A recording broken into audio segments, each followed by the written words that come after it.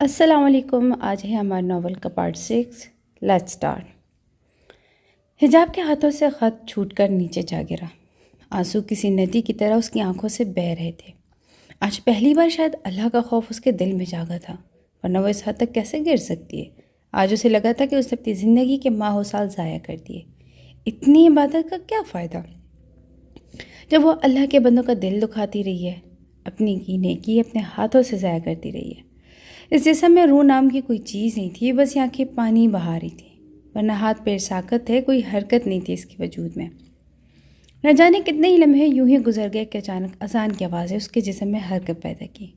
ہاتھوں میں چہرہ چھپائے پھوٹ پھوٹ کے رو پڑی. اس کا پورا وجود ہچکے لے کر رو رہا تھا. تبھی اسے عائشہ کی بات یاد آئی. توبہ کر لو حجاب، آسمان جتنے گناہ بھی فقط توبہ سے معاف ہو جاتے ہیں. تیر کی تیزی سے اٹھی، وضو کیا اور نماز ادا کی. کتنی ہی دیر دعا میں رونے کے بعد، توبہ کرنے کے بعد اسے احساس ہوا کہ اللہ اس وقت تک معاف نہیں کرتا جب تک وہ بندہ معاف نہ کرے. توبہ کر کے جہاں اسے سکون محسوس ہوا، وہیں یہ خیال دل میں آیا. چائے نماز رکھ کر اٹھ کھڑی ہوئی. زبان سے بس بار بار ایک لفظ ادا ہو رہا تھا کہ استغفار. وہ آ کر بیڈ پر بیٹھی، سائڈ سے فون اٹھا کر دھڑکتے دل کے ساتھ ایک نمبر ڈائل کیا. آج پہلی بار اس کا دل اتنی تیزی سے دھڑکا. ہیلو. پہلی رنگ میں دوسری طرف سے کال پک کی گئی، جیسے بیٹھا ہی اس کے کال کے انتظار میں ہو. ابراز آنسو کا پھندا اس کے حلق میں اٹک گیا. دوسری طرف اس کی بھرائی ہوئی آواز سن کر بے چین ہو گیا. حجاب، کیا ہوا؟ رو کیوں رہی ہو؟ اس کے لہجے کی بے قراری حجاب کو مزید شرمندہ کر گئی. مجھے امی کی یاد آ رہی ہے، لڑکھڑاتے لہجے میں کہہ کر حجاب نے منہ پر سختی سے ہاتھ رکھا. اس کے گال ناچ چاہتے ہوئے بھیگ گئے. وہ اس وقت اس کے سینے سے لگے بچوں کی طرح رونا چاہتی تھی. کبھی میری نہیں آئی؟ چھوڑو پھر ان سے ملاؤ. ابراز کے لہجے میں بے بسی تھی. حجاب کا دل ٹوٹ پڑا. گاڑی نہیں تو مجھے گاڑی سکھاؤ ابھی، حجاب نے آنسو پوچھتے بےتابی سے کہا. جانتی تھی کہ اس کی ایک وقار پر بھاگا چلائے گا، بس ایک بار سامنے آ جائے. وہ ابھی؟ اوکے 20 منٹس کہہ کر ابراز سے بغیر سنے اس کی کال کاٹ دی. آپ؟ حجاب جو گیٹ کے پاس نقاب کی بے قراری سے ابراز کا انتظار کر رہی تھی، اس کی ریسیپشنسٹ کو دیکھ کر حیران رہ گئی. جی میم، مجھے سر نے بھیجا ہے. یہ کار ایک ہفتے تک رینٹ لی ہے، جب تک آپ کی اپنی کار نہیں آ جاتی. وہ کسی رٹے رٹائے سبق کی طرح بولتی اسے مایوس کر گئی. ریسیپشنسٹ نے اس کی طرف چابی بڑھائی، جسے تھامے بغیر حجاب نے کہا. آپ کے سر کہاں ہیں اس وقت؟ حجاب کو رونا آ رہا تھا اس قدر بے رخی پر. میم علیزے کے ساتھ ایک بنگلو دیکھنے گئے ہیں. میم آپ بیٹھے نا، سر نے کہا ہے کہ میں آج کی پروگریس کو انہیں بتاؤں. حجاب کا دل علیزے کا نام سن کر رک گیا. کل رات کی بات اسے شدت سے یاد آئی. صرف منہ مارتا ہوں نا، ایسا نہ ہو کہ تمہاری یہ بے تنائی دیکھ کر کسی دن دوسری شادی کر لوں. کچھ دیر پہلے کا پچھتاوا کہیں اڑن چھو ہو گیا. بس یاد آیا تو ستم گھر کی بے رخی. وہ خاموشی سے آ کر کار میں بیٹھ گئی. رانیہ کے جانے کے بعد عائشہ بھی اسے چھوڑ کے چلی گئی. رانیہ کے ماں باپ انصاف کے لیے عدالتوں کے چکر کاٹتے ہیں، لیکن رانیہ کی باڈی نہ ملنے کی صورت میں کیس ہی بند ہو گیا. ساتھ فہیم احمد بیوی بچوں کو لے کر فرار ہو گیا تھا. تب سے حجاب کو ہر شخص میں ایک فہیم احمد نظر آتا. وہ دن جب ابراز نے شراب کے نشے میں اسے بے نقاب کرنا چاہا، جب بھرے مجمع میں اسے واقعی بے نقاب کیا، وہ گندی نظریں حجاب کی آنکھوں کے سامنے ایک لمحہ گھوما. وہ شعر و شاعری، انا پرست حجاب تاثیر، اور وہ خود انا کا مارا انسان. میری روتی آواز میری آمد کو ٹھکرا گیا. آج تک کب میں نے اسے بلایا؟ آج سے پہلے اسے کال کر کے کب خود سے بات کی؟ حجاب کی آنکھیں مسلسل بہہ رہی تھیں. اس کا نقاب بھیگ چکا تھا. میم؟ وہ اپنے سوچوں سے چونکی اور رخ موڑ کر دیکھا. سی ویو پہنچ چکے تھے. اس کی آواز ابھی بھی بھاری تھی. سمجھ آیا؟ اب آپ کو دوبارہ ایکسپلین کرتی ہوں، کہتے ہی کار ریورس کرنے لگی. تمہارا نام کیا ہے؟ حجاب نے بمشکل اپنے آنسو کو روکا، جس کی وجہ سے اس کی آواز تک بھاری ہو رہی تھی. منتہا مجھے شروع سے سمجھاؤ. حجاب نے اپنی ناک سرخ رگڑی. منتہا نے اس بات میں سر ہلاتے کار سٹارٹ کی. وہ اب منتہا کی ایک ایک کارروائی دیکھ رہی تھی، کیونکہ اسے اپنے بچوں کی ڈرائیونگ سیکھنی تھی، کسی پر ڈیپینڈنٹ نہیں ہونا تھا. لیکن ابراز حیات کی بے رخی نے آج وہیں وار کیا جہاں حجاب نے 6 سال پہلے اس کے دل پہ کیا تھا. ڈائننگ ٹیبل پر کھا کم رہی تھی، بلکہ اس کی نظریں بار بار ابراز کی طرف اٹھتی، جو اپنی ماں سے نہ جانے کس پارٹی میں جانے کے لیے انکار کر رہا تھا. وہ اسے بے نیازی برتتے مزے سے کھانا کھاتا رہا. کافی تک اس نے ملازمت سے کہہ کر بنوائی. وہ آنسو پیتی بار بار اسے دیکھتی رہی. کھانے کے بعد بھی وہ آ کر ٹی وی لاؤنج میں بیٹھ گیا، جہاں بچے اپنا فیوریٹ شو MAD دیکھ رہے تھے. حجاب نے سوچا. وہ بھی جا کر اس کے پاس بیٹھے اور سوچ پر عمل کرنے لگی کہ ڈائننگ ٹیبل پر رکھا ابراز کا فون بجا. حجاب وہیں کھڑی تھی، اسے فون اٹھا کر نام دیکھا تو علیزہ کا نام دیکھ کر اس کی پیشانی پر بل نمایاں ہوئے۔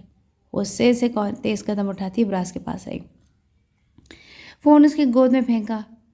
کال آ رہی ہے، فون سائلنٹ پر مت رکھا کرو، کل کو کسی کو اٹیک آ جائے اور تم بے خبر بیٹھے رہو گے، سنجیدگی سے کہتے اسے مسکرانے پر مجبور کر گئی۔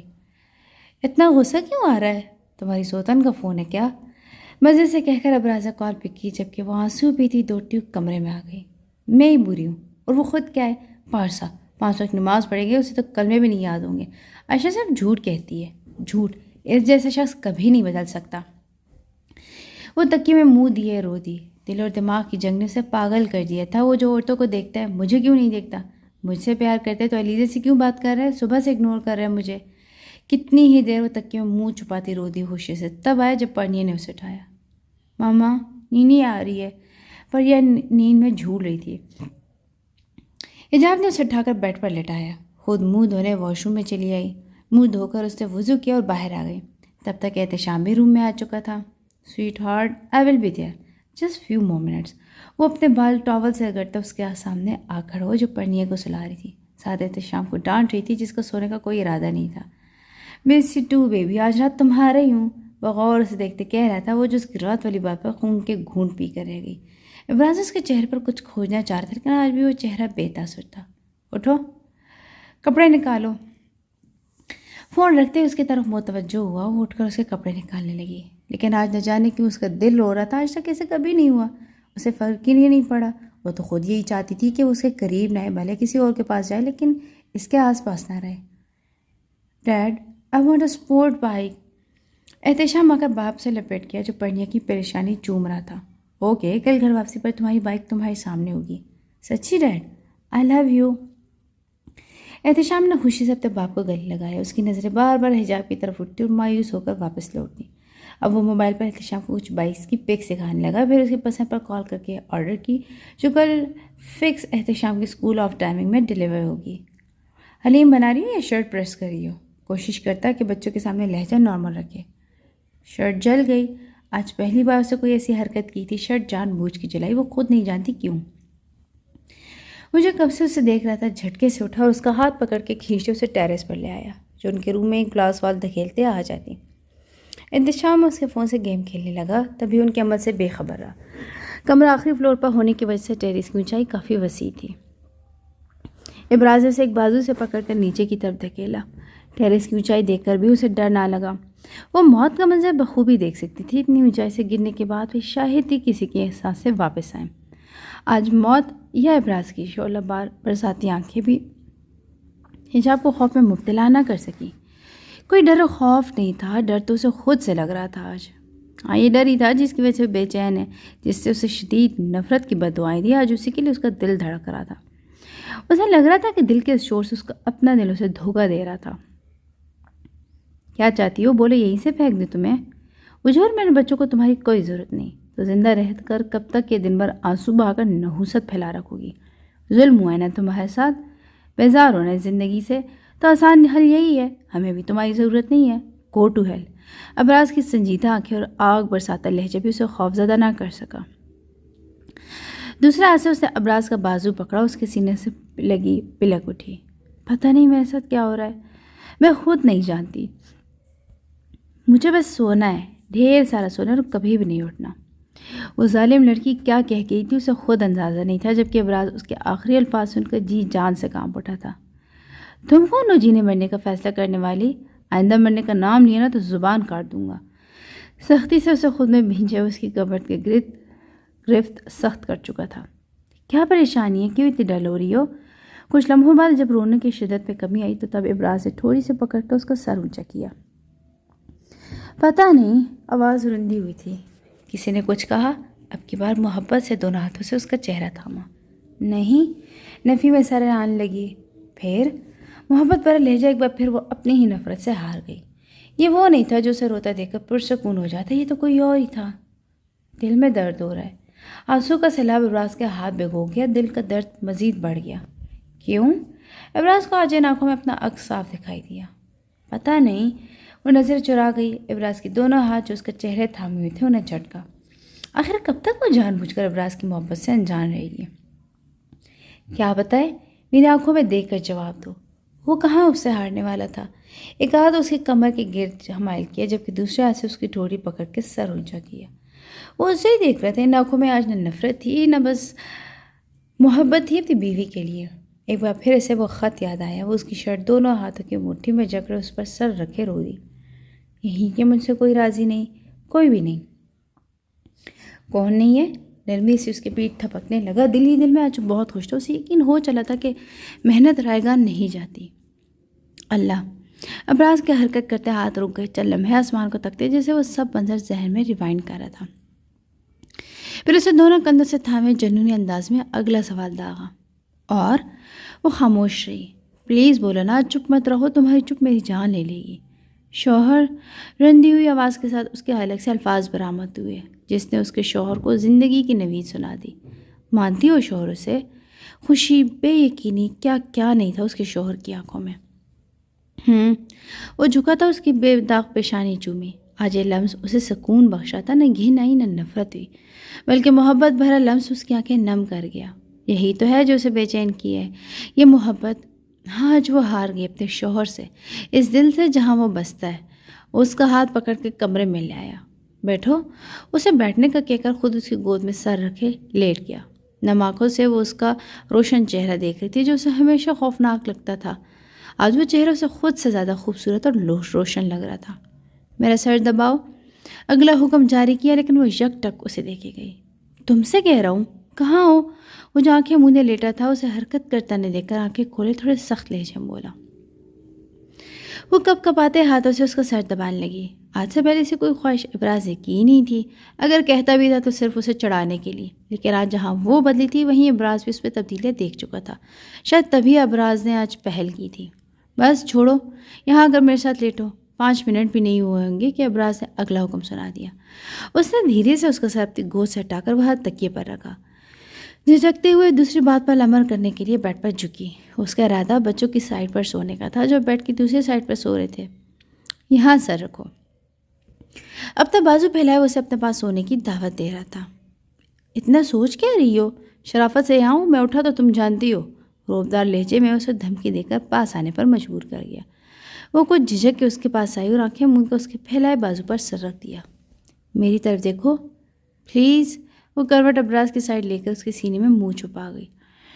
آنکھیں کھولنے کی اس میں ہمت نہیں تھی۔ وہ خود کو ہمیشہ اس سے بہتر سمجھتی تھی۔ کہیں سے وہ اس باوقار شخص کی ایک انگلی برابر بھی نہیں لگ رہی تھی۔ اس کے شوہر نے بھی ضد نہیں کی، بس اسے سختی سے خود میں بھینچ لیا۔ صبح نماز کے لیے اٹھی تو ابراز کہیں نہیں تھا۔ رات کا منظر یاد آتے اسے خود پر حیرت ہوئی۔ لگ رہا تھا جیسے وہ کسی خواب کی کیفیت سے بیدار ہوئی ہو۔ اپنی سوچوں کو جھٹک کر بالوں کا جوڑا بنا کر اٹھی، وضو کیا اور نماز ادا کی۔ وہ کہتا ہے کہ میں بدل گیا ہوں۔ اگر بدل گیا ہے تو کہاں ہے؟ آج پھر وہ اپنی جیسی عورتوں کے پاس گیا ہے۔ ایسے انسان کبھی بھی نہیں بدلتے، کبھی نہیں۔ آج مجھے جھکا کر چلا گیا، لیکن میں جھکنے والوں میں سے نہیں۔ مر بھی جائے تب بھی کبھی اقرار نہیں کروں گی۔ یہ راز صرف میرے اندر دفن رہے گا کہ میں ایسے انسان سے محبت کرتی ہوں جو میری محبت کیا نفرت کے لائق بھی نہیں ہے۔ عائشہ کہتی ہے کہ میں نیکی کا تکبر کرتی ہوں۔ نہیں، میں نیکی کا تکبر نہیں کرتی، لوگوں کو ان کا اصل چہرہ دکھاتی ہوں، جسے تنہائی میں دیکھنے سے وہ بھی ڈرتے ہیں۔ میں نہیں کرتی غرور، میں سچ کہتی ہوں جو انہیں کڑوا لگتا ہے۔ اور وہ کہتی ہے کہ میں خوش نصیب ہوں ایسا شوہر پا کر، لیکن مجھ سے برا بد نصیب کون ہوگا؟ وہ پاگل انجان ہے، اسے محبت جگا تو دی میرے دل میں، لیکن اس شخص کے دل میں نہیں جگا سکتی جو صرف خود سے محبت کرتا ہے۔ دعا مانگ کر آنسو پوچھ کر اٹھ کھڑی ہوئی، جائے نماز رکھتی پیچھے مڑی، تبھی دروازہ کھول کر ابراز شلوار قمیض میں ملبوس اس کے سامنے آ کھڑا ہوا۔ تم تو چلے گئے تھے؟ وہ اسے ایک دم سامنے کھڑا دیکھ کر بوکھلا گئی۔ تو واپس نہیں آ سکتا؟ قدم اٹھاتا اس کے قریب تر آ رہا تھا۔ تو میں کیا لگا عیاشی کرنے گیا ہوں؟ وہ اس کے اس قدر قریب آ گیا کہ حجاب کو سر اس کے دل سے ٹکرایا۔ اس کا قد بمشکل ابراز کے دل تک آتا۔ وہ اس کی طرف جھکتے ہوئے سے پوچھ رہا تھا، ہونٹوں پر ایک بے بسی مسکراہٹ تھی۔ حجاب شرمندگی سے نظریں جھکا گئی۔ عرصہ ہوا ایک لڑکی نے دل پر قبضہ جما لیا، تب سے یہ دل بے بس ہے، کہیں اور جانے کی تیار ہی نہیں ہوتا۔ خاموش پا کر ابراز نے محبت سے اس کی پیشانی چومی۔ وہ اس کی سوچ سے کیسے انجان رہ سکتا ہے؟ پل پل تو اسی کو پڑتا ہے۔ ان 6 سالوں میں ایسی سکون بھری نیند لی تھی؟ بات بدلنے کا اسے کل والا واقعہ دوڑایا۔ نہیں، اپنے دونوں ٹھنڈے ہاتھ اسے ابراز کے سینے پر رکھ دیے۔ تم کہاں چلے گئے تھے صبح؟ اب وہ اس کی قمیض کے بٹنوں کو چھیڑ رہی تھی۔ ابراز یک ٹک اسے دیکھ رہا تھا، جس سے کنفیوز ہو کر نظریں جھکا گئی۔ تم نے مس کیا؟ پل بھر کو اسے ابراز کو دیکھ کر واپس نظر جھکا لی۔ ہونٹوں پر خوبصورت شرمگی مسکراہٹ تھی۔ تم پاس نہیں تھے تو میں گھبرا گئی۔ ہمیشہ رہوں گا اگر اجازت ہو تو۔ اس کی طرف جھکتا ہوا معنی خیزی سے بولا۔ آج تک مجھ سے کب اجازت لی ہے؟ حجاب نے خفگی سے کہتے اسے دور دھکیلا۔ بیڈ کی سائڈ کارنر پر جا کر بیٹھ گئی۔ اگر احتشام اور پڑھنے کی بات ہے تو وہ میرا حق ہے۔ چلو تھرڈ جو ہے تمہاری مرضی سے ہوگا۔ دھیرے دھیرے اس کی طرف قدم بڑھاتا اس کے سرخ ہوتے چہرے کو دیکھ رہا تھا۔ آنکھیں حیا سے جھکی ہوئی تھی، ناک اور گال کچھ شرم اور سردی کی شدت سے سرخ پڑ چکے تھے۔ وہ ایک گھٹنے کے بل ٹھنڈی زمین پر اس کا ہاتھ تھام کر بیٹھ گیا۔ آج سے پہلے تم کہاں تھی؟ یہ خوبصورت منظر دیکھنے کے لیے جتنا میں تڑپوں تم جان بھی نہیں سکتی۔ ساری دولت لٹا دوں تب بھی کوئی فائدہ نہیں۔ یہ منظر دنیا کی کوئی دولت خرید نہیں سکتی۔ خاموش رہی۔ ابراز کی باتیں سن کر ویسے اس کا دل تیز دھڑک رہا تھا۔ اب تو اس نے آنکھیں بھی سختی سے میچ لی۔ محبت ہے شوہر سے؟ سوال ایسا تھا کہ اسے دیکھنے پر مجبور ہو گئی۔ پوری آنکھیں کھولے اسے تک رہی تھی۔ ایسے دیکھ رہی ہو جسے موت کی خبر سنا دی۔ دکھ بھرے لہجے میں کہہ کر اس نے ہاتھ کی پشت پر ہونٹ رکھنے چاہے تو حجاب نے فوری ارادہ باندھے جھٹ سے ہاتھ کھینچے۔ سوری۔ وہ اپنی بے اختیاری پر جی بھر کر شرمندہ ہوئی۔ حجاب کے چہرے پر پل بھر کو مسکراہٹ آ کر غائب ہو گئی، جیسے اسی جواب کی امید تھی۔ میرے لیے دعا کرو گی؟ امید لگائے محبت پاش نظر سے اسے دیکھتے گویا ہوا۔ جی جی۔ نہ جانے کیسا ڈر و خوف تھا جو ابھی تک اسے جکڑے ہوئے تھا۔ ابراز کی کسی بات پر حجاب کا اعتبار نہیں تھا۔ دعا کرنا میں ہار جاؤں۔ زندگی کی پہلی بازی ہے جو میں ہارنا چاہتا ہوں۔ آج تک صرف جیتنے کی خواہش کی، آج پہلی مرتبہ میں نے اسے ہارنے کی خواہش کی۔ تم بھی بولو گی تو میری دعا ضرور قبول کرے گا۔ میں جیتنا نہیں چاہتا۔ اگر میں جیتا تو اپنی زندگی سے ہاتھ دھو بیٹھوں گا، جو مجھے بہت عزیز ہے، بہت زیادہ۔ وہ اس کا ہاتھ جو گود میں رکھا تھا نرمی سے سہلاتے ہوئے کہہ رہا تھا۔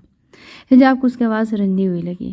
میرے کپڑے نکال دو، 8 بجے کی فلائٹ ہے، ارجنٹ پہنچنا ہے، وہاں میٹنگ اٹینڈ کر کے 4 بجے تک لوٹ آؤں گا۔ کہتا وہ اس کا ہاتھ چھوڑ کے اٹھ کھڑا ہوا۔ میں خود ڈرائیو کروں گی، آپ بس دیکھیں۔ منتہا بسی سے اسے دیکھا جو ضد کر کے خود کار چلا رہی تھی۔ ابھی وہ دونوں بچوں کو اسکول چھوڑ آئے تھے۔ منتہا کے منع کرنے کے باوجود ضد کر کے ڈرائیونگ اس سے خود کی۔ میم آرام سے، جلد بازی کیسی؟ منتہا نے دوسری دفعہ اسے ٹوکا۔ دیکھتی رہیں بس۔ حجاب کا آج موڈ بہت اچھا تھا، خوشی اس کے چہرے سے جھلک رہی تھی۔ آج بار بار ابراز کو اسے ایک بات یاد آ رہی تھی جسے یاد کر کے اس کی خوشی دگنی ہو جاتی۔ ابراز کے اظہار اس کی رگ رگ میں سکون کی لہر دوڑا گیا۔ وہی تو اس کے سامنے جھکا تھا، اعتراف کیا تھا، محبت کا دعوے دار تھا۔ دل چاہ رہا تھا اس کے آفس جا کر ایک دیدار کرے، لیکن اسے خود نہیں پتا اس کے سامنے دھڑلے سے بولنے والی آج کیوں اسے شرم آ رہی ہے۔ بچے کو وہ اخلاق پڑھانے کی کوشش کرتے لیکن وہ ہاتھ ہی نہیں آئے۔ اس لیے حجاب نے انہیں پاس ہی ایک ٹیوشن میں لگایا جو کہ ایک فیمیل ٹیچر ہے۔ Good evening ma'am. بچوں کو ٹیوشن چھوڑ کر گھر کے لیے نکلی تھی، ابھی وہ ایک اسٹاپ پر رکی کہ ابراز کے آفس سے کال موصولی، جسے دیکھ کر حیران رہ گئی۔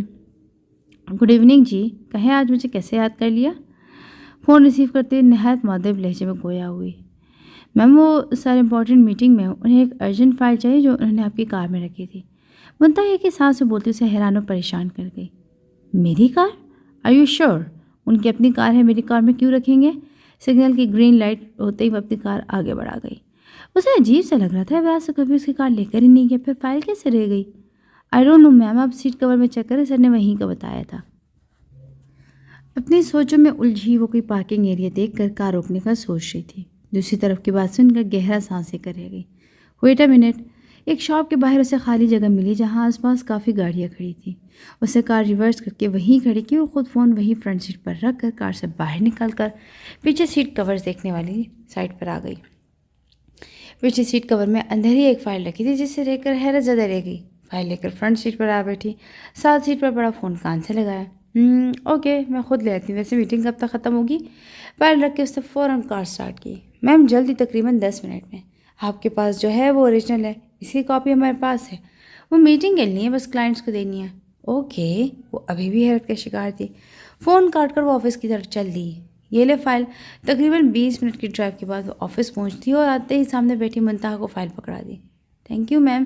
مسکراتے منتہا نے فائل تھامی جانے ہی لگی تھی کہ اسے ابراز کا خیال آیا، کیوں نہ وہ اس سے مل کر جائے۔ دل کے شور پر وہ خود حیران تھی۔ ویسے سر کہاں ہیں؟ جھجکتی اس نے پوچھی، لیکن اسے سمجھ نہیں کہ ابراز ہے اس کا شوہر، آخر ملنے میں جھجک کیسی؟ میم وہ اپنے کیبن میں۔ لڑکی نے رائٹ سائڈ پر اشارہ کیا۔ کوئی ہے تو نہیں اندر؟ اسے جانا مناسب سمجھا۔ میم علیز ہے۔ ایک قدم کیبن کی طرف بڑھایا کہ یہ نام سن کر ٹھٹک کر رک گئی۔ یہ کون ہے؟ آج سے پہلے تو نہیں تھی. خود نہیں جانتی کہ لہجے میں غصے کی رمق کیسے ہے. سر کی وائف منتہا ڈرتے ڈرتے بمشکل بول پائی، ساتھ ایک قدم پیچھے ہو کے کہیں سامنے رکھا کرسٹل سر پر نہ دے مارے. دماغ ٹھیک ہے تمہارا؟ چلا اٹھی. سوری، ہونے والی نیکسٹ ویک ان کی شادی ہے. ایک ہی سانس میں بولتے تھوڑا اور پیچھے کھسکی. کس نے کہا؟ پاگل ہو تم؟ دانت پیستے گویا ہوئی. میں یہ کسی سے پوچھا، سر نے صبح ہی اناؤنس کیا تھا.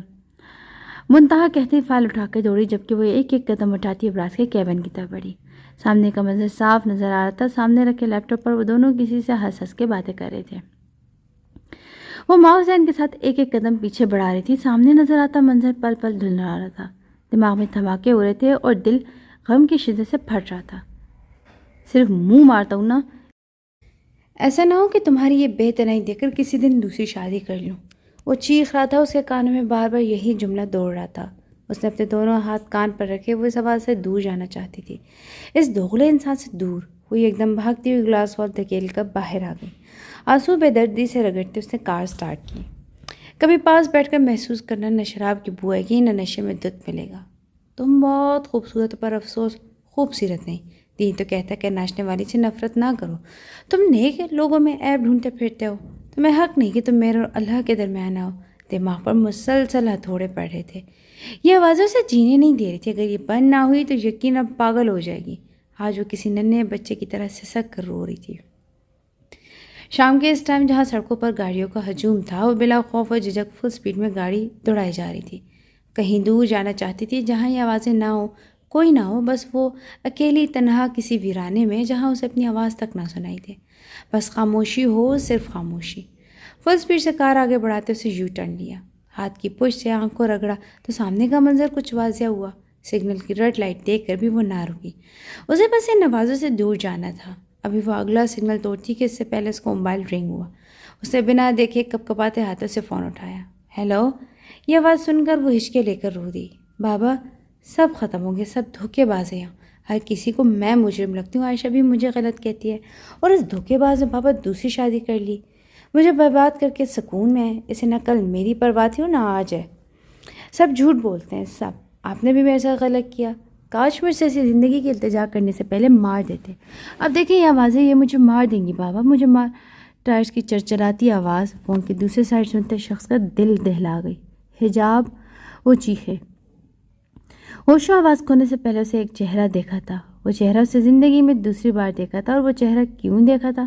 اس کا ذہن اس وقت کچھ بھی سوچنے کی صلاحیت میں نہیں تھا. اس نے دھیرے سے آنکھیں کھولی. لیکن یہ کیا؟ اسے تو ہر طرف اندھیرا دکھا.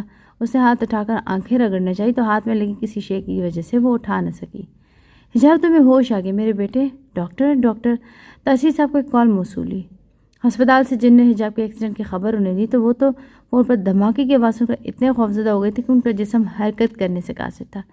اس کال کے آتے انہوں نے بے تابی سے فون اٹھایا. انہیں لگا تھا کہ حجاب کو فون ہوگا، لیکن حجاب کے نمبر سے جس کی کال موصول ہوئی ان کے ہوش اڑا گئی. آمنہ اور اسامہ کو لے کر ہاسپٹل پہنچے اور اب کب سے آپریشن تھیٹر کے بعد حجاب کے ہوش میں آنے کا انتظار کر رہے تھے. پاپا لائٹ جلاؤ. آنکھیں کھولے دائیں بائیں دیکھتی کسی روشنی کی تلاش میں تھی. یہ اندھیرا اس کی جان لے رہا تھا. لائٹ جلاؤں؟ بیٹے تم، لائٹ تو جل رہی ہے. تحصیل صاحب کا دماغ میں ایک دم دھماکہ ہوا. انہیں لگ رہا تھا پاگل ہو جائیں گے. کیا ان کی بیٹی حجاب اب وہ نہیں رہی؟ کیا اس قوت سے محروم ہو گئی؟ یہ ان کا دل بار بار ان کے دماغ کی نفی کر رہا تھا. بابا مجھے نہیں دیکھ رہا. بابا، میں چلا رہی تھی، چیخ رہی تھی. ڈاکٹر نے آ کر بمشکل اسے قابو کیا. نرس نے جلدی سے اسے نیند کا انجیکشن دیا، جس کی وجہ سے وہ واپس غنودگی میں چلی گئی. وہ میرے سامنے رو رہی تھی، تڑپ رہی تھی، اور میری بے بسی کی انتہا نہیں تھی. میں اس کی تڑپ تک محسوس نہیں کر سکتا تھا.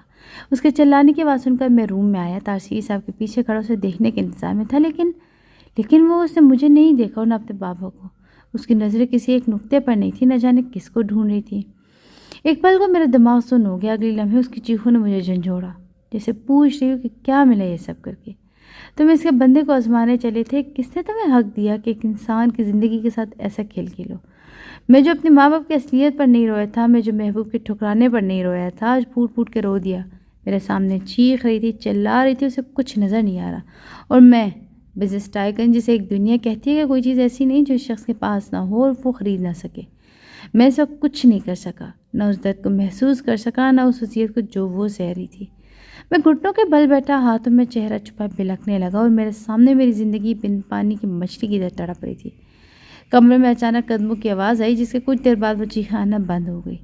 کسی مہربان سائے نے میرے کندھے پر ہاتھ رکھا اور میں نے چہرے سے ہاتھ اٹھا کر سرخ سوجی آنکھوں کو اوپر اٹھا کر شخص کو دیکھا جس نے کچھ دیر پہلے مجھے یہاں سے جانے کے لیے کہا تھا۔ اٹھو! ان کی بھاری آواز سے لگ رہا تھا کہ وہ بھی رونے والے ہیں۔ کس نے کہا کہ مرد رویا نہیں کرتے؟ میں ایک دم اٹھا، نظر سامنے اپنی بیوی کی بے خبر سوئے وجود پر پڑی۔ پاس ہی نرس اور ڈاکٹرز کھڑے تھے۔ تیزی سے قدم بڑھاتے میں واش روم میں چلا آیا۔ چہرے پر پانی کی چھینٹیں مار کر بار بار ان آنسوؤں کو پانی کے ان قطروں میں چھپا کر ثابت کر رہا تھا کہ مرد رویا نہیں رویا کرتے، لیکن یہ جملہ سوچنے آنکھیں پھر سے بھیگ جاتی کہ میں کون ہوتا ہوں قسمت کا فیصلہ کرنے والا۔ میں نے کیسے اندازہ لگا لیا کہ میرے قدموں میں آ کر گرے گی؟ حاجی صاحب کے کہے وہ الفاظ میرے کانوں میں گونج رہے تھے۔ عورت کوئی بھی ہو، رشتوں میں ملاوٹ پسند نہیں کرتی۔ جس سے پیار بھی کرے اس کے حرکات کو نظروں میں رکھتی ہے، لڑتی ہے، جھگڑتی ہے، اپنے ہونے کا احساس دلاتی ہے، مگر شراکت کبھی برداشت نہیں کرتی۔ آج میں پھر ایک بار بکھر گیا۔ اس مرتبہ بھی سنبھالنے والا کوئی نہیں۔ میں ابراز حیات، میرا نام ابراز میرے ڈیڈ نے رکھا، جس کے معنی ہے اہم، خاص۔ میں سمجھتا تھا کہ میں اپنے ماں باپ، اپنے دادیال ننیال میں خاص ہوں۔ اپنے نام کی طرح اپنوں کی زندگی میں میری خاص اہمیت ہے۔ اور یہ سچ بھی تھا۔ میرے نانا رئیس خاندان کے اکلوتے بیٹے کروڑوں کی جائیداد کے مالک تھے، لیکن اس جائیداد کو سنبھالنے والا وہ وارث نہیں تھا۔ یہ کے بعد دیگرے 3 شادی بھی انہیں بیٹا نہیں دے سکی، اور ان کی تمام تر توجہ کا مرکز ان کی بیٹی فبیہہ رہی، جو ان کی پہلی شادی سے ہوئی۔ نانا نے اپنے لاڈ پیار سے انہیں اس حد تک بگاڑ دیا کہ کل وہ ان کے سامنے دھڑلے سے ڈیٹ کو لے آئیں۔ اپنی ضد، بدتمیزی اور غیر اخلاقی حرکتوں سے انہوں نے نانا کو بلیک میل کر کے آخر ڈیڈ سے شادی کر لی۔ آئے دن موم کے افیئرز اخباروں کی شان ہوتے، نانا کی بنائی عزت پل بھر میں مٹی میں مل گئی۔ تنگ آ کر انہوں نے شادی کروائی۔ نانے کے سرکل میں آج بھی ایسی فیملی سے جو اس کروڑ پتی باپ کی بیٹی کو اپنے گھر کی عزت بنانا چاہتے تھے، لیکن موم پر ڈیڈ کے عشق کا ایسا بھوت پڑا جو آج تک نہ اتر سکا۔ آج تک موم کے خلاف ڈیڈ ایک لفظ برداشت نہیں کرتے تھے، لیکن دادوں کے سامنے وہ بھیگی بلی بن جاتے۔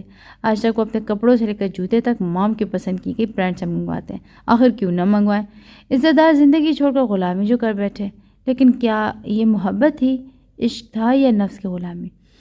یہ وہ کہانی ہے جو دادی نے بچپن میں سنائی، اور میں نے موم کو، جنہوں نے جھوٹ قرار دے کر مجھے سمجھایا کہ کبھی ساس سے بہو کی نیکی سنی ہے۔ یہ میری موم کے الفاظ سے۔ اس دن کے بعد میں نے کبھی دادوں سے موم کا نہیں پوچھا، اور نہ موم سے دادوں کا، بس ڈیڈ سے سنا، جو موم کے لیے کہتے کہ شی از مائی لائف۔ ہماری پسند کی شادی تھی جس سے کوئی راضی نہیں تھا۔ جب ڈیڈ سے پوچھا تب وہ کہتے کہ میں 9 سال کا تھا، بس اپنے ماں باپ کی لو سٹوری میں انٹرسٹ تھا، تو سب سے پوچھا یہ باتیں وقت رہتے میں بھول گیا۔ میں نے جب ہوش سنبھالا تو خود کو ڈیڈ کے قریب ہی پایا۔ ہی از مائی آئیڈیل پرفیکٹ بزنس مین، جن نے گھر کے ساتھ باہر کی دنیا میں بھی ایک نام بنایا۔ انہوں نے مہوش اور میری ہر خواہش پوری کی، چھوٹی سے چھوٹی چیز لا کر دی، سب کچھ دیا۔ ہنسی ہماری ہونٹوں سے جدا تک نہیں ہوئی تھی، بس نہ دے پائے تو ٹائم، لیکن مجھے ان سے گلہ نہیں تھا۔ میں ہمیشہ یہی سمجھتا رہا کہ ہمارے لیے دن رات ایک ایک کر کے محنت کما کر کے لاتے ہیں تاکہ ہماری خواہشیں پوری کر سکیں۔ موم پورا دن ہمارے ساتھ گزارتی، چھوٹی سے چھوٹی چیز پر توجہ دیتی، ڈانٹتی، پیار کرتی، اپنی نگرانی میں ناشتہ کرواتی، لیکن ڈنر رات کے ہوتے ہی میرا موم ڈیڈ ایسے بدل جاتے جیسے ہمیں گود لیا ہو۔ ہم ان پر بوجھ ہیں، ہمیں ملازموں کے حوالے کر کے نہ جانے کہاں چلے جاتے۔ خیر، میں اپنی زندگی میں خوش تھا۔ میرے پیرنٹس لونگ تھے، اور کیا چاہیے تھا، ایک پرسکون زندگی۔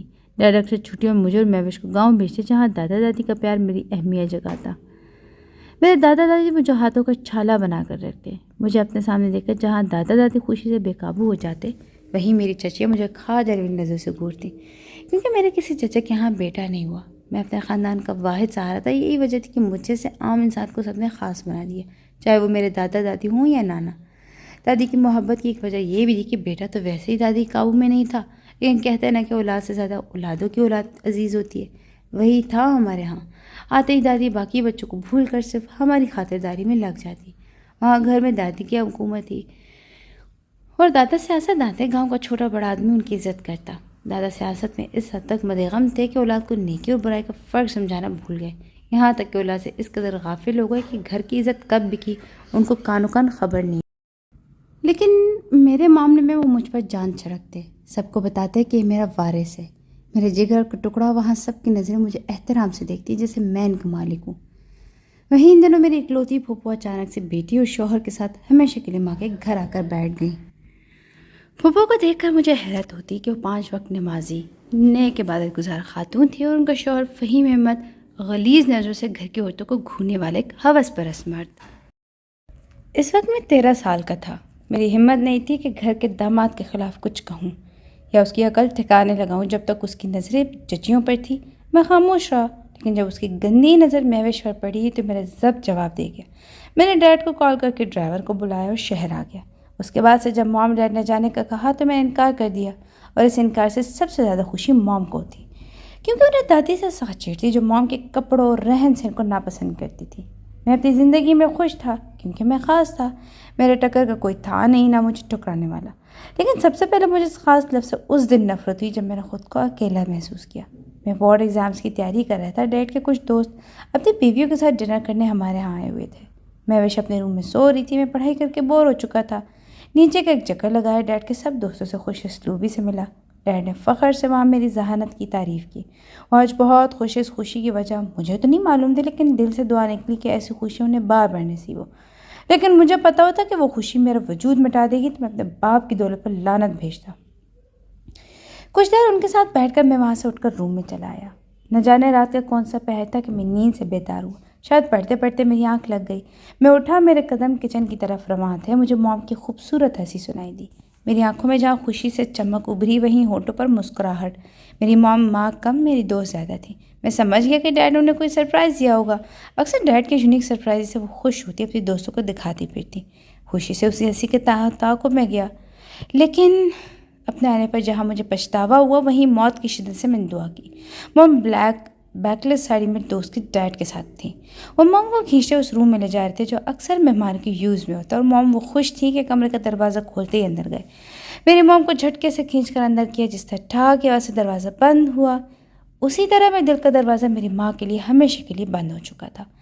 میں نے منہ پر ہاتھ رکھا، میری حالت خراب ہو رہی تھی۔ میں بالکنی کی طرف دوڑا، میری الٹیاں رکنے کا نام نہیں لے رہی تھی۔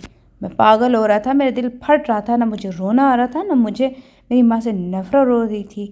میں بے حس ہو چکا تھا۔ میری ماں کی ہنسی نے میرے سانس کو رون ڈالا۔ میں بے حس بن گیا۔ راضی کیا مم بوائے؟ میرے کھانسے کی آواز سن کر ڈیڈ جو کچن کے پاس والے روم میں تھے باہر آئے۔ ان کی آنکھیں لال تھیں اور آواز میں لڑکھڑاہٹ۔ ڈیڈ موم، میں نے خون آلودہ آنکھوں سے انہیں دیکھتا کہا۔ الٹی کی وجہ سے میری آنکھوں میں گرم پانی جمع ہو چکا تھا۔ یہ پانی موم کی وجہ سے نہیں بلکہ اس حالت کی وجہ سے جس کی وجہ موم تھی۔ کم آن چل مائی بوائے۔ میرے ڈیڈ سب سمجھ گئے تھے۔ انہوں نے عام سے لہجے میں کہا جیسے کچھ ہوا ہی نہیں، اور اس دن میرے آئیڈیل کا بنا وہ چکنا چور ہو گیا۔ میرے ڈیڈ کا چل مائی بوائے کہنا مجھے ان سے نفرت کر گیا۔ اس کے بعد میں ہاتھ میں تھامی شراب انہیں زبردستی میرے منہ میں انڈیلی۔ میں 17 سال کا نوجوان لڑکا اپنے باپ کے ہاتھوں نشے میں مبتلا ہوا۔ ہنسے، زہر میرے کان میں انڈیلا۔ چھوٹی باتوں سے پریشان ہی ہوتے، مزہ چکھو اس کا۔ شراب کی بوتل میرے ہاتھوں میں تھما کر چلے گئے۔ میں ان کو جانتے ہی ایک لمبی سپ لیا۔ میری رگ رگ میں نشہ سا دوڑنے لگا، اور وہ جو غم تھا اب یاد بھی نہیں رہا۔ غم تھا بھی؟ کون سا غم؟ مجھے یاد ہی نہیں آیا۔ لڑکھڑاتے قدموں سے بمشکل اپنے کمرے تک پہنچا، پوری بوتل خالی کر کے بیڈ پر لیٹ گیا۔ مجھے یاد ہے غنودگی میں جانے سے پہلے میرے ہونٹوں پر خوبصورت مسکراہٹ تھی، جو ثبوت تھا کہ میری اذیت کا کہ میں کھوکھلا ہو چکا ہوں۔ اس واقعے کے بعد میں اپنے موم ڈیڈ سے دور ہو گیا۔ میری موم میرے بال بھی سنوارتی، میں ان کا ہاتھ جھٹک کر گھر سے نکل جاتا، ڈیڈ سے بھی اب دور رہتا۔ وہ پاس آتے تو ایک زخمی نظر سے انہیں نواسے کمرے میں بند ہو جاتا۔ اس رات کے بعد میں نے ہر چیز پر غور کیا۔ میری ماں ہی نہیں، باپ بھی، امی لوگ عزت بیچ کر وہاں اپنا محل بنواتے ہیں جہاں کھوکھلے لوگ رہتے ہیں جن کا دل اندر سے مر چکا ہوتا ہے۔ مجھے ایک بات ہمیشہ عجیب لگتی کہ جس عورت کے بعد تفصیل لینے جاتا وہ ایک دوسرے سے میلوں دور لگتی۔ میرے ماں باپ کی محبت کی داستان سب نے اپنے الفاظوں میں سنائی، جس کا میں نے ایک الگ رخ بنا کر اپنے ذہن میں فیڈ کیا جو سچائی سے بالکل مختلف تھا۔ دادو ہو یا موم، چچیاں سب اپنی زبان بولتی۔ اصل حقیقت مجھے نانا کے گھر پتہ لگی، ان کے ڈاکومنٹ سے۔ ہم دونوں اکثر کیرم کھیلتے، ہر سنڈے میں ان کے گھر جاتا۔ وہی دن تھا جب پتہ لگا کہ میرے نانا بھی انہی لوگوں میں سے ایک تھے جس نے بیوی کی عزت بیچ کر یہ دولت کمائی۔ ساری زندگی یہ دولت کمانے والے بیٹے کے لیے روتا رہا۔ میں اس وقت ہنسا تھا، میری کھوکھلی ہنسی اس ویرانے میں گونج رہی تھی جس شخص نے تباہ کیا، اتنا پیسہ کمایا جو دوسروں کی زندگیاں تباہ کر کے پچھتا رہے۔ جب ماں باپ آگے تھے تو بچے کہاں پیچھے رہتے۔ نانا کی ایک ڈیلنگ کی پوری خبر تھی اس فائل میں، ساتھ و ساتھ آدمی کا نام جس کی عزت کا جنازہ نکال کر نانا نے یہ ڈیل فائل کی تھی۔ موم کی رپورٹس میرے ہاتھوں لگی۔ میری پیدائش سے 3 سال قبل ان کا ابارشن تھا۔ میرے اندر احساس تھا کہ کہاں جو رپورٹ دیکھ کر کچھ محسوس ہوتا۔ میں بے تاثر چہرے کے ساتھ ایک سے ایک دردناک راز اپنے دل میں حفظ کر رہا تھا۔ میرے ہاتھ ڈیڈ کے کچھ پیپرز دیکھے۔ ڈیڈ نانا کی ایک عام امپلائی تھے۔ یقیناً وہ شادی اسی راز کو چھپانے کے لیے کروائی گئی تھی۔ محبت، عشق، کیا کیا کہانی نہیں سنائی دادوں نے اپنا، اور نکلا اور کیا، دولت کے پجاری۔ نم آنکھوں سے ایک آنسو ٹوٹ کر کاغذ پر گرا جس نے میرے اندر کے حیوان کو جگایا۔ نانا نے 75% پراپرٹی میرے نام کی، باقی ڈیڈ کے۔ اب کوئی شک نہیں تھا کہ عزت بچانے کے دولت کا سودا کیا فائدہ جب انسان کی اپنی نظروں میں کوئی عزت نہ ہو۔ میں اس کاغذ پر تھوکتا ہوا، اسے پیروں تلے رونتا ہوا وہاں سے نکل آیا۔ میرا ڈیڈ میرا بدلتا رویہ دیکھ کر پریشان ہوتے، میرے دھڑلے سے جواب دیتا، اور اس دن میرے ہاتھوں ان کی ایک اور کمزوری کی۔ راضی، کیا حرکت ہے؟ دادو کے پاس کیوں نہیں جا رہے؟ مہوش کو بھی لے جاؤ، دیکھو وہ دن رات تمہیں یاد کرتی ہیں۔ So what? میرا پرسکون جواب انہیں غصہ دلا گیا۔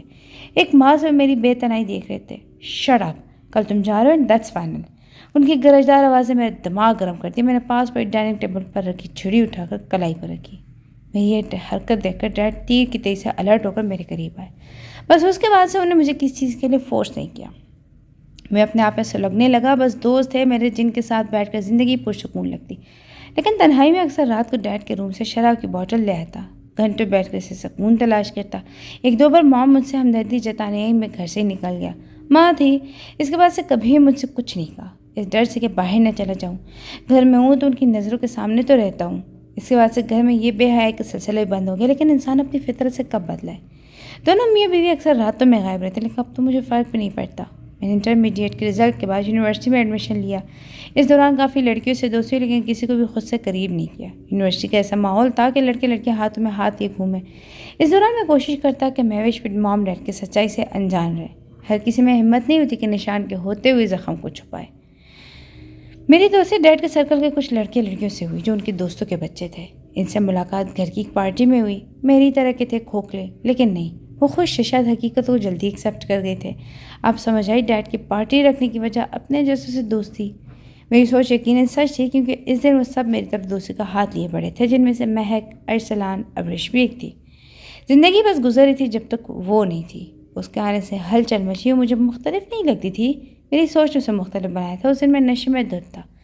میری ایک چھوٹی سی غلطی نے اس کے اندر غلط فہمی کا پہاڑ بنا دیا۔ وہ دن مجھے آج تک نہیں بھولا کہ کنوکیشن ڈے، جس دن ہم دوستوں نے خوب جشن منایا تھا۔ یونیورسٹی سے آ کر ہمیں کلب چلایا، جہاں پر ابرش اور ارسلان کے گروپ نے مجھے گھیر لیا۔ ٹریٹ دو۔ اس ٹریٹ کے چکر میں میری حالت خراب ہو گئی۔ جشن منانے میں اس قدر مدہوش تھا کہ کتنی شراب کی بوتلیں حلق سے اتاری، اندازہ نہ رہا۔ ابرش مجھے گھر تک چھوڑنے آئی، لیکن اس دن نشے نے میرا دماغ معاف کر دیا۔ نہ جانے کیسی طلب تھی کہ میں ضد کر کے ابرش کو اپنے ساتھ گھر کے اندر لے آیا۔ میرا ارادہ وہی تھا جو ہر ہوس پرست مرد کا ہوتا ہے۔ ابرش میری اس طرح سے انجان نہیں تھی، اور شاید میری زندگی کا پہلا ایسا گناہ تھا۔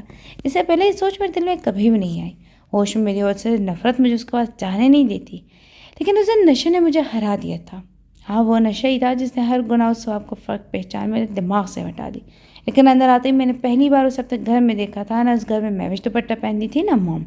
مدہوشی کے عالم میں پلر کے پیچھے چھپے وجود کی طرف کھینچتا چلا گیا۔ میرے دل کو سکون تب قرار ملا جب میں نے اس کی آنکھوں میں اپنی ڈر دیکھا۔ وہ میری زبان سے اپنا نام سننے کے بعد رہی صحیح جان میں اس کی نکل گئی۔ مجھے نشے میں علم نہیں تھا کہ میں کیا کر گیا۔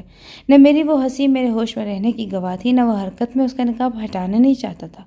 مجھے اس وقت خود کا ہوش نہیں تھا، اسے کیا یاد کرتا۔ اگلے دن ابرش کے منہ سے رات کا لفظ سن کر میں حیران رہ گیا۔ اپنی کلائی دیکھی جہاں پر ہلکا سا بلیڈ کا کٹ تھا، لیکن اس دن عجیب بات یہ کہ میں اپنی زندگی کا پہلا گناہ کرنے جا رہا تھا، حرام رشتہ بنانے جا رہا تھا، لیکن اس کی آمد نے مجھے گمراہی میں جانے سے بچا لیا۔ میں خود حیران تھا کہ اس دن کیسے اپنے نفس پر قابو پا لیا۔ اس واقعے کے بعد میں حجاب تاثیر کو بھول نہیں سکا۔ میرے ذہن پر سوار نہیں تھی، لیکن مہوش جو اکثر دوستوں کا ذکر کرتی، میں بے دلی سے سنتا، پورے کان کھول کر حجاب تاثیر سے متعلق ایک ایک بات سنتا۔ راضی، اسے پتہ نہیں کیا ہو گیا کہ اچانک چلی گئی، کھانا بھی نہیں کھایا اور بہت ڈری ہوئی تھی۔ مہوش نارملی چپس کھاتے کل رات کی بات بتا رہی تھی، اور میں ٹریڈ مل پر کھڑا پسینے سے شرابور ہوتا رنگ میں مگن غور سے اسے سن رہا تھا۔ آخر ذکر جو حجاب تاثیر کا تھا، یہ نام نہ جانے کیوں اتنا اٹریکٹ کرتا ہے۔ حجاب میرے لبوں نے بے آواز جمش کی۔ میں نے ٹریڈ مل کو آف کر کے پاس پھر ٹاول سے پسینہ پونچھا۔ اس وقت اکثر میں جم میں ہوتا اور مہوش آ کر مجھ سے دن بھر کی باتیں اسی وقت کرتی۔ مہوش کو میں نے خود سے بے حد قریب کیا تھا۔ میں نہیں چاہتا تھا کہ ایک اور امیر باپ کی بگڑی بیٹی اس گھر سے نکلے، کیونکہ ماں باپ کا گہرا اثر اولاد پر پڑتا ہے۔ مثال میرے ساتھ میری موم کی ہی موم کو ان کے باپ نے بگاڑا، اور مجھے میرے باپ نے۔ سکون کا حل بتا کر اندھیری گلی میں بھٹکا دیا جہاں میں آج تک سکون کی تلاش میں بھٹک رہا ہوں۔ MBA یہیں سے کر سکتے، ضروری نہیں باہر جا کر کرو۔ ڈیڈ نے میرے دبئی جانے کا سن کر ہی دانت پیسے۔ اچھی طرح جانتے تھے کہ مجھے فورس نہیں کر سکتے۔ میں اس وقت جانے کی تیاری کر رہا تھا، صبح 5 بجے کی میری فلائٹ تھی۔ ڈیڈ کو جیسے اپنے مینیجر کے ذریعے میرے جانے کا پتہ لگا، مجھے لڑنے میرے کمرے میں چلے آئے۔ مشورہ نہیں مانگا، بتایا ہے کہ کل جا رہا ہوں۔ میں نے سکون سے جواب دے کر انہیں آگ بگولا کر دیا۔ تمیز سے بات کرو، ایسا کیا کہ میں نے جو میرے سر پر سوار رہتے ہو؟ ڈیڈ نے اپنی عادت کے مطابق قریب ڈریسنگ پر رکھا پرفیوم غصے سے دیوار پہ دے مارا۔ عزت کا جنازہ نکالے ڈیڈ، میں تھا تو ان کا بیٹا۔ ہاتھ میں پکڑی شرٹ جو سوٹ کیس میں ڈالنے لگا تھا، غصے سے پٹ گئی۔ آتے میری موم کو سدھارنے کی بجائے انہیں سونے کے انڈے دینے والی مرغی بنا دیا۔ ایسے کون سی بھوک ہے جو مٹتی نہیں ہے، کون سا لالچ ہے جو ختم نہیں ہوتا؟ میری چیخیں اتنی بلند تھی کہ کمرے کی در و دیوار کانپ اٹھی۔ میں اکیلے نہیں ہوں، اسے جا کر کیوں نہیں پوچھا؟ اور تمہاری موم کو میں نے سر پر بندوق رکھنے نہیں کہا، خود راضی ہوئی تھی۔ یہ پیسہ ہے ہی بڑی ذلیل چیز، غریب امیر بننے کی لالچ میں کماتا ہے اور امیر سے امیر تر ہونے کی لالچ میں۔ یہ بھوک نہ مٹتی ہے نہ ختم ہوتی ہے، تمہاری موم بھی انہی میں سے ایک ہے۔ سرد لہجے میں کہہ کر انہیں اپنا دفاع کیا۔ سلام ہے آپ جیسے شوہر پر، آپ کی تعریف میں یقین جانے الفاظ نہیں میرے پاس۔ Now don't you dare to interfere in my matter، نہ مجھے روکنے کی کوشش کرنا۔ چلاتے رہے، میں انسنی کرتا پیکنگ کر کے ایئرپورٹ جا پہنچا۔ میرے کچھ یونی فیلوز بھی وہیں سے MBA کرنے میرے ساتھ جا رہے تھے، جن میں ایک میرا جگری دوست عاصم بھی میرے ساتھ تھا۔ میرے باہر آنے کا مقصد صرف گھر سے دور رہنا تھا، اس ماحول سے دور رہنا جہاں کی در و دیوار مجھے وحشت میں مبتلا کرتے۔ یہاں آنے سے پہلے میں ایک آخری دھمکی اپنے ڈیڈ کو دینا بھولا نہیں تھا۔ میرے پیچھے اگر میری بہن کے ساتھ کوئی کھیل کھیلا، یاد رکھیے گا صرف جنازے اٹھیں گے اس گھر سے۔ اتنا گرا ہوا سمجھتے ہو کہ میں اپنی ہی بیٹی؟ ڈیڈ کو مجھ سے ایسی بات کی امید نہیں تھی۔ ان کا چہرہ غم و غصے کی شدت میں سرخ پڑ گیا، لیکن اگلے ہی لمحے میرے جواب نے انہیں خاموش کر دیا۔ مرد کی عزت کا پتہ اس کے گھر کی عورت سے چلتا ہے۔ ڈیڈ کے چہرے پر ایک سایہ سے لہرایا۔ میں انہیں اس عالی شان محل میں تنہا چھوڑ کر امریکہ چلے آئے۔ لوگ اپنے گھروں میں سکون ڈھونڈتے، میں پرائے ملک میں سکون کی تلاش میں بھٹکتا رہا۔ یہاں 3 سالوں میں نے صرف تنہائی، اذیت، ڈگری اور لاتعداد دوست پائے، دوست بھی ایسے جو دل کے حال کھول کر بیٹھ جائیں۔ میں اس دن خوش تھا کہ سب نے مل کر میرا برتھ ڈے سیلیبریٹ کیا، اور یہ سرپرائز عاصم کی طرف سے تھا۔ میں بات بات پر ہنس رہا تھا۔ صبح سے ہی موم، ڈیڈ، میں ہمیشہ فرینڈس کی کال موصول کر کے برتھ ڈے وشز لے رہا تھا۔ میں دوستوں کے ساتھ بیٹھا آرام سے لطف اندوز ہوتا۔ ساتھ ہی ایک مسلم دوست بیٹھا تھا، اس کی نظر کافی دیر سے مجھ پر ٹکی تھی اور اسے جھک کر میرے کان میں نہایت دھیمے لہجے میں کہا، تمہاری مسکراہٹ کھوکھلی ہے۔ میری مسکراہٹ کچھ اور گہری ہو گئی، میرا وجود بھی کھوکھلا ہے۔ میں نے ایک اور سپ لی اور جینی جو کہ کب سے مجھے بلا رہی تھی، اس کا ہاتھ پکڑ کر ڈانس فلور کی طرف چلا گیا۔ اللہ تمہیں سکون دے، اس کی آواز نے میرا دور تک پیچھا کیا۔